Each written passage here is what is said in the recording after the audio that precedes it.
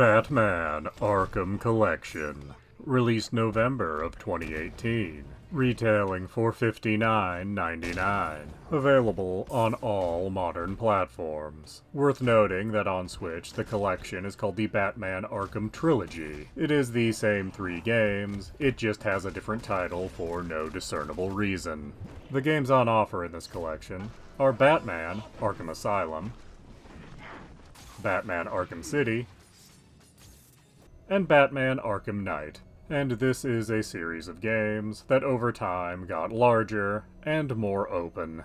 But that is not to say that each game was necessarily better than the last, as each of these games shines in a particular area, and all of these games do flow together to tell one overarching story. That story being about the Joker stealing Bane's Venom formula, and the fallout that resulted from that. Of course, that's only in the broadest of possible strokes, as each of these games has many other smaller stories contained inside them. Some optional, and some not. Having said that, this is a collection you do need to play in order if you're unfamiliar with these games. And as I mentioned earlier, each of these shines in their own way. Arkham Asylum, if played by itself, seems like a Batman the Animated Series tribute, having the smallest map and the most limited travel abilities for Batman. It does still manage to feel like a small open world, but I tend to think of this game as being a 3D Metroidvania, as the game does keep revealing new Bat gadgets for you to use that inevitably open up a little more of the world. This game also set up things that would keep being used throughout the series. The combat, for example, starts here, and while it does get refined in the other 2 games, it's still very recognizable here. Of course, Riddler trophies were first introduced here, and apparently the Riddler is kinda sloppy in this game, as he does leave his plans lying around places. This game was unique in the series for having the parts with Scarecrow. These were odd segments where you played through hallucinations that Batman is having. These were interesting and changed up the gameplay quite a bit. Sadly, these weren't followed up on in later games. Arkham City is where this series got a lot more open.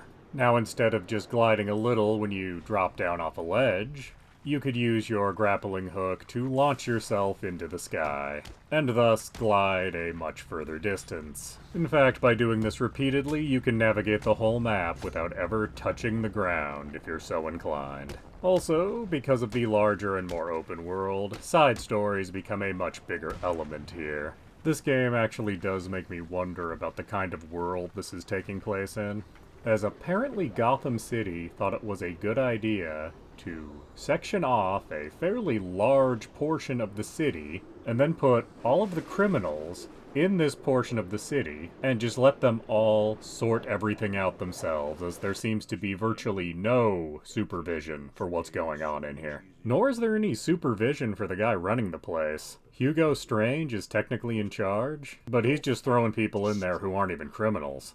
And nobody seems interested in checking his power at all. So this game really makes me think that Gotham City is a very bleak place.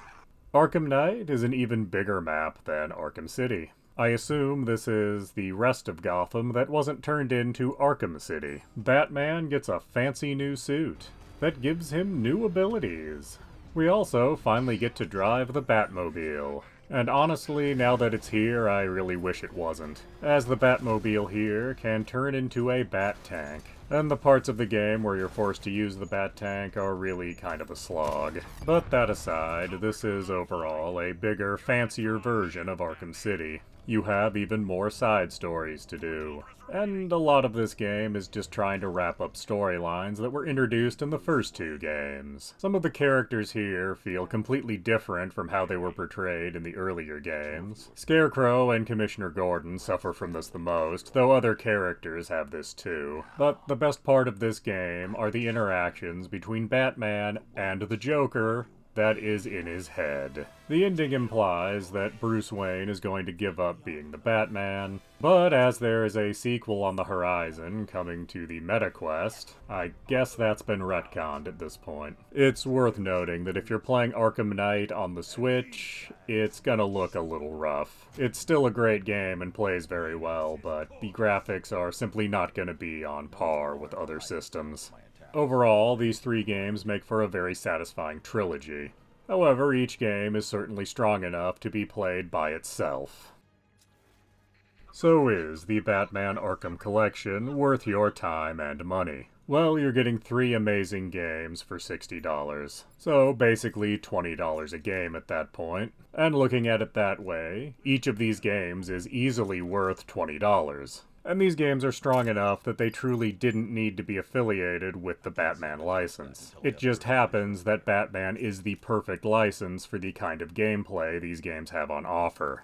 It's also worth noting that this collection does come with the vast majority, if not all, of the DLC for these games, depending on platform. And if you think the $60 price tag is too high, there is good news, as this collection goes on sale fairly frequently at prices under $20 and in some cases under $10. So if you're interested in this collection, I would recommend that you wait for a sale. I do, however, have one complaint about this collection, and that's that it does not contain Arkham Origins. For various reasons, I understand that it was not embraced by the fan base of these games, but I think it is still a quality title, and should have been included in an Arkham collection.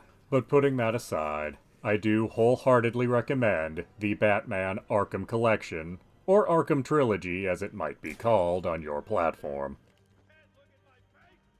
Please do subscribe, comment, like, and tell your friends.